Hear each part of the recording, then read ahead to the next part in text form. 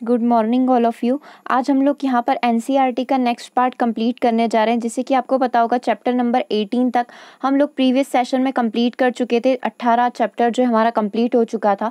आज हमारा एनसीईआरटी का 19 से लेकर 27 चैप्टर तक हम लोग कंप्लीट करेंगे। मतलब कि आज हमारी एनसीईआरटी की क्लास 4th की जो समरी है वो पूरी तरीके से कंप्लीट हो जाएगी और आपको जो कल टेस्ट मिला था उस टेस्ट का सॉल्यूशन भी आपको इसी वीडियो के अंदर मिलेगा। चलिए सेशन को स्टार्ट करते हैं। जड़ों के जाल की बात हो रही है, मतलब कि यहाँ पर पेड़ पौधों की बात हो रही है। पेड़ पौधों में जो वृक्ष होते हैं उनकी यहाँ पर बात की जाएगी। आपको ध्यान आ रहा होगा कुछ हम लोग एक वृक्ष के बारे में पढ़ते हैं जो ऑस्ट्रेलिया में उगता है, जिसके अंदर से पानी निकलता है, जिसके तने में से पानी निकलता है। उसी वृक्ष के बारे में डिस्कस आज के सेशन में हम लोग यहाँ पर करने वाले हैं।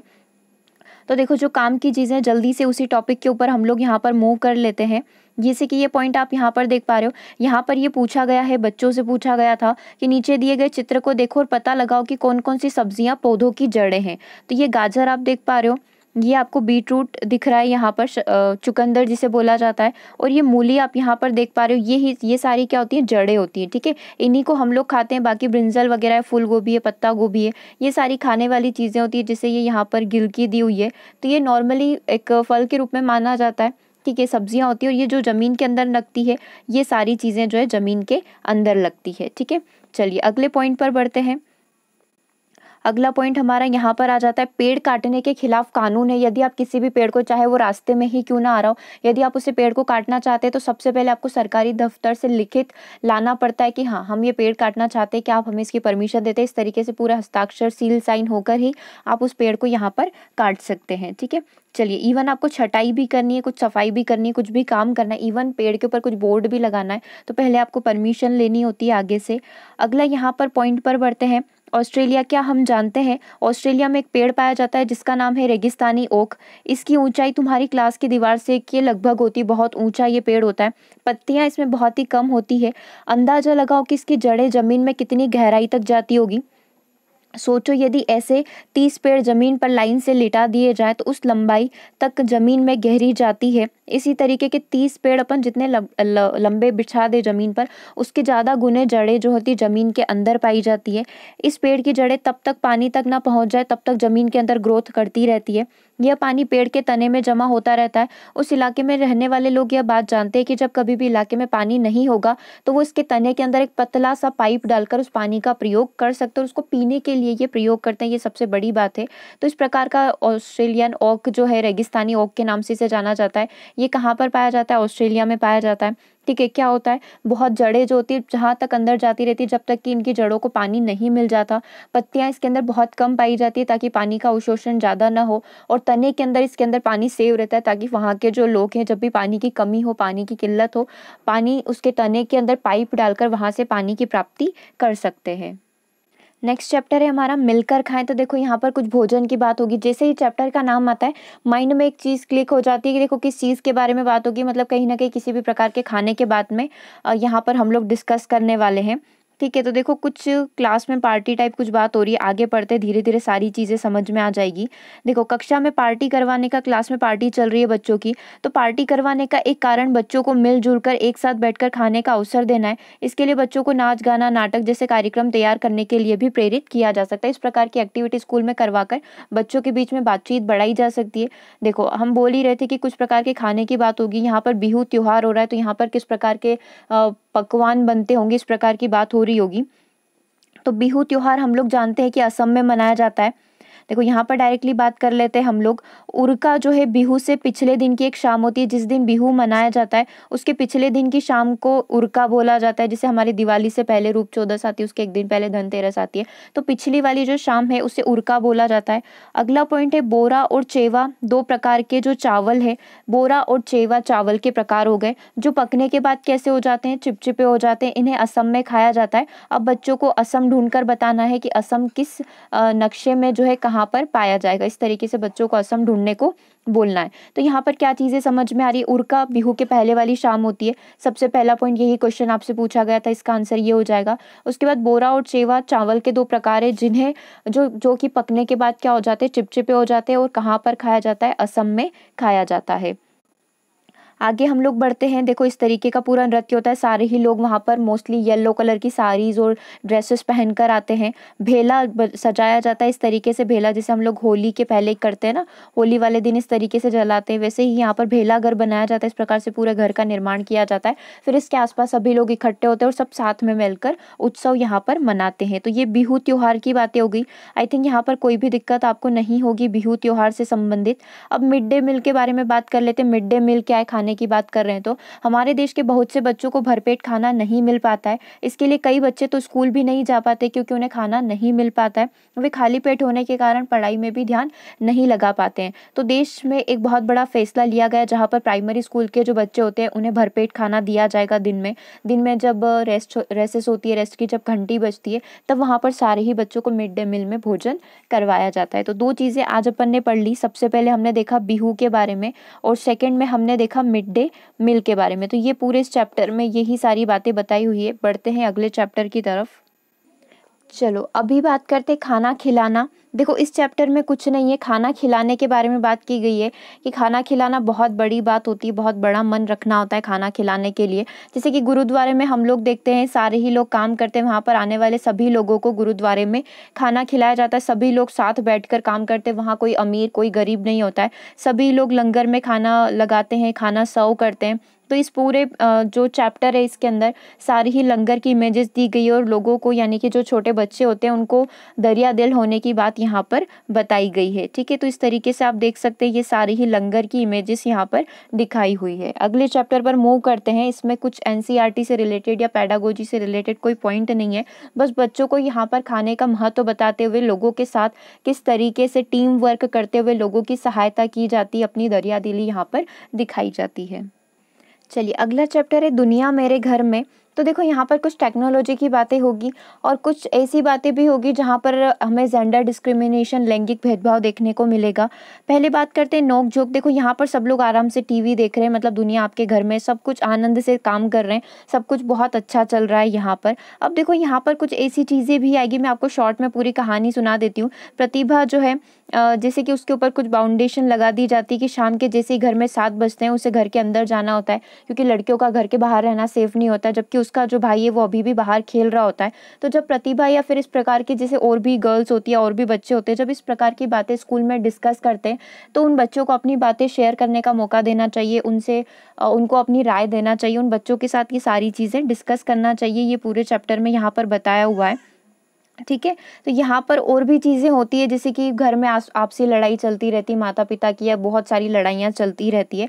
तो उन चीज़ों से बच्चों को अफेक्ट नहीं होना है, क्योंकि हर घर में होती है और हर एक बच्चा कहीं ना कहीं साइकोलॉजिकली इन चीज़ों से अफेक्ट होता है। इसका असर उसके डेवलपमेंट पर पड़ता है, उसके कंप्लीट डेवलपमेंट पर इस चीज़ का असर देखने को मिलेगा। तो टीचर बच्चों को पहले से अवेयर कर सकता है कि ऐसी चीज़ें नॉर्मल होती, घर में रहते हैं तो ऐसी छोटी मोटी चीज़ें चलती रहती है, इन चीज़ों के ऊपर ज़्यादा ध्यान नहीं दिया जाता है। ठीक है, पूरे चैप्टर में यही सारी चीज़ें हमें बच्चों को सिखानी होती है। देखो यहाँ पर पढ़ लेते हैं। इन उदाहरणों के द्वारा बच्चों का ध्यान उन बातों की तरफ खींचा जा सकता है जो हमारे परिवार और समाज में सामान्यतः होती है। छोटी मोटी बातें, लड़ाई झगड़े चलते रहते हैं, तो ये पूरी कहानी के माध्यम से बताया गया है। इन सभी बातों का हम पर गहरा असर होता है। बच्चों को इन बातों के बारे में सोचने और स्वयं को विचार बनाने के लिए प्रोत्साहित करें और कक्षा में इस बात पर चर्चा करवाई जा सकती है। चलिए अगला चैप्टर है हमारा पोचमपल्ली। अब आपको कुछ याद आ रहा होगा पोचमपल्ली करके, तो कुछ जिला है। ठीक है, तो क्यों जिला है, ये नाम क्या है, इसको पूरा डिटेल में समझते हैं। ये चैप्टर आपके बहुत ही ज़्यादा काम का है, क्योंकि ये आपके एक चैप्टर भी है, आपके सिलेबस में एक चैप्टर भी है वेशभूषा करके। ठीक है, तो यहाँ से भी बहुत सारे क्वेश्चन बन सकते हैं। तो देखो मुक्तापुर गांव, ये तो एक सिर्फ गांव का नाम है, तो मतलब कि वो वाली चीज़ें आपकी वापस से आ गई कि मुक्तापुर गांव कहाँ पर स्थित है, तो आंध्र प्रदेश में स्थित है। आंध्र प्रदेश के किस जिले में स्थित है, तो आंध्र प्रदेश के पोचमपल्ली जिले में स्थित है। अब ये चीज़ आप भी सोच रहे होंगे कि गाँव के नाम हमसे क्यों पूछे जाते हैं, तो जो सिर्फ एनसीईआरटी में दिए हुए हैं सिर्फ वही गाँव के नाम आपसे पूछे जाएंगे, क्योंकि आपको पता है हज़ारों गाँव हैं, फिर हज़ारों जिले उनके हैं, फिर हज़ारों, फिर वो सारी चीज़ें आ जाएगी कि ये इसकी क्या विशेषता, हम लोगों को सारे गाँव के नाम क्यों याद रखने पड़ रहे हैं।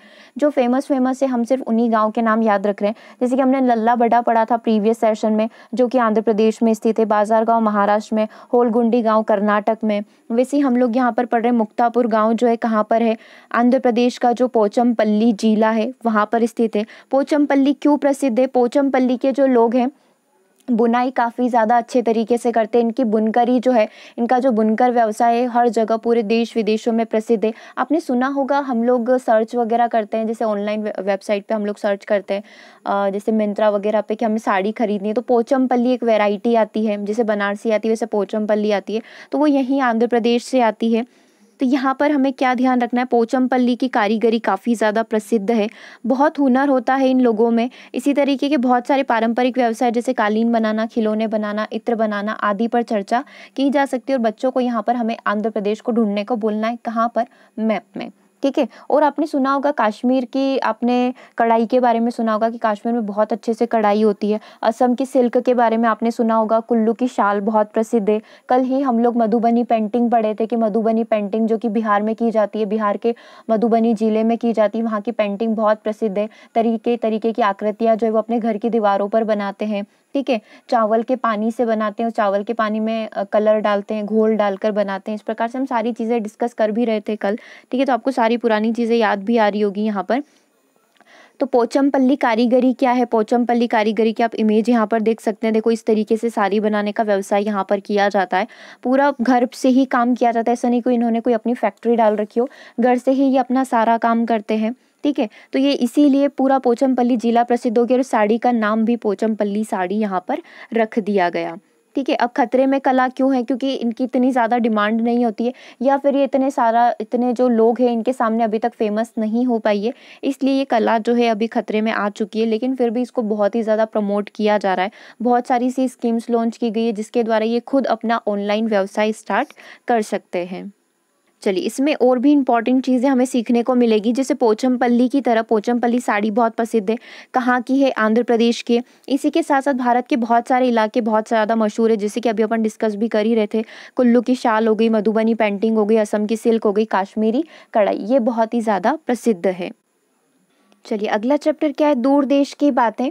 अभी दूर देश की बातों को भी यदि शॉर्ट में हम लोग डिस्कस कर लें तो दूर देश की बातों में ये होगा कि कोई व्यक्ति जो है, मतलब यहाँ पर एक मालू के घर में बहुत चहल पहल है। मालू के घर में कोई मेहमान आने वाले, कहाँ से आने वाले हैं, अबू धाबी से आने वाले हैं।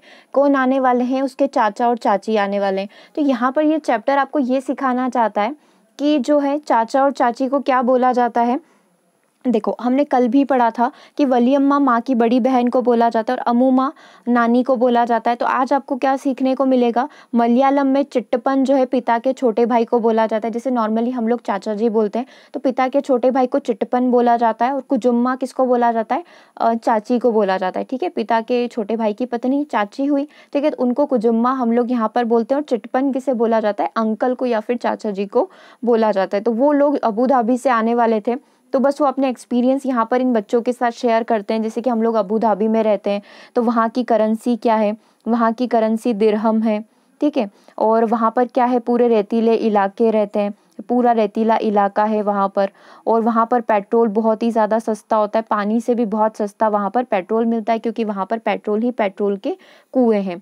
तो ये सारी बातें उन्होंने बच्चों के साथ डिस्कस करी। तो जो काम की बातें थी पूरे चैप्टर में, वो मैंने आपके साथ शेयर कर दी है। फिर यहाँ पर बच्चों को कुछ अबू धाबी जो है उनकी जो करेंसी होती है, वहाँ की कुछ इमेजेस होती है, वो दिखाई जाती है। फिर बच्चों को बोला जाता है क्या तुम अपने सिक्कों को पहचान सकते हो, अपनी करेंसी को पहचान सकते हो। तो इस तरीके से बच्चों को पहचानना होता है, ठीक है।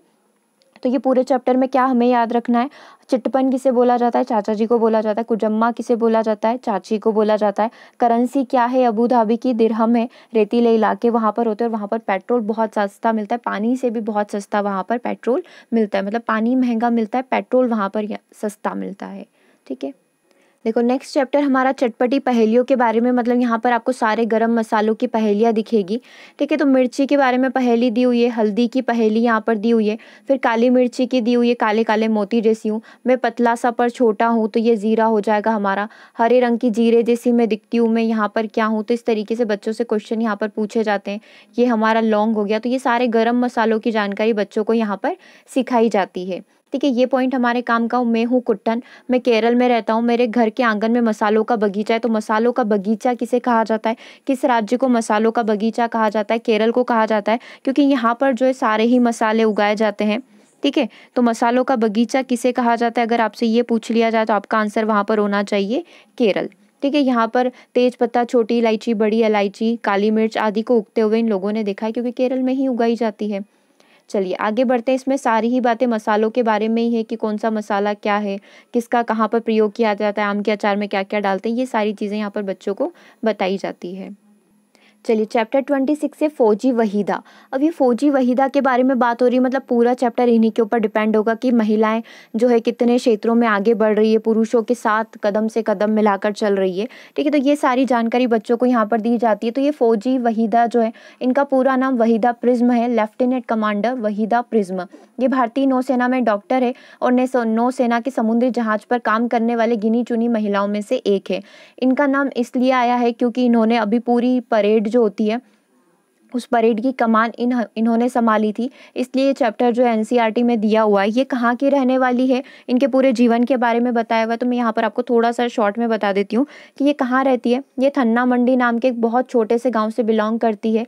और ये कहाँ आता है, ये जम्मू कश्मीर के राजौरी जिले में आता है। सरकारी स्कूल से पढ़ाई करी है। फिर इनसे पूछा जाता था कि जैसे आप इस इलाके में रहती हो, तो यहाँ पर लड़कियों को बाहर निकलना भी वैसे नॉर्मली अलाउ नहीं होता है, तो ऐसे में आपके घर वालों ने आपको मना नहीं किया। तो ये बताती है कि मेरे घर वाले मुझे सपोर्ट करते थे कि तुम कुछ करो, तुम नौकरी करो, तुम बहुत अच्छा देश के लिए काम करो, क्योंकि वहाँ कश्मीर में रहने वाले लोगों की सिचुएशन ही बहुत अलग होती है, उन्हें कहीं पाकिस्तानी भी मान लिया जाता है। तो ये सारी चीज़ें आती है। तो थन्ना मंडी नाम के बहुत छोटे गांव से, राजौरी जिले से है। और यहाँ पर ये नौसेना में ये इसलिए इतनी ज़्यादा प्रसिद्ध हुई कि नौसेना की पूरी कमांड इन्होंने खुद से अकेले ही संभाली थी, इसलिए ये बहुत ज़्यादा प्रसिद्ध है। तो आपसे क्वेश्चन यहाँ पर ये बनेगा कि थन्ना मंडी गांव कहाँ पर स्थित है, राजौरी जिले में स्थित है। राजौरी जिला कहाँ पर है, राजौरी जिला जम्मू कश्मीर में। वहीदा प्रिज्म कौन है, लेफ्टिनेंट कमांडर है। इन्होंने अकेले ही पूरे परेड की कमान अकेले ही संभाली थी। ठीक है, तो ये बातें इस चैप्टर में इंपॉर्टेंट है। बाकी तो पूरे इनके जीवन की कहानी है कि किस तरीके से फौजियों को देखकर इन्होंने बचपन में ही प्रण ले लिया था कि मुझे भी कुछ बड़ा करना है, मुझे भी देश की सेवा में जाना है। चलिए चैप्टर 27 है और इस एनसीईआरटी 4 क्लास का हमारा लास्ट चैप्टर है, जिसमें कोशिश हुई कामयाब। यहाँ पर चुस्किट नाम की एक बच्ची है, इसकी कहानी सुनाई हुई है कि ये किस तरीके से डिसेबिलिटी से पीड़ित होते हुए स्कूल नहीं जा पाती थी।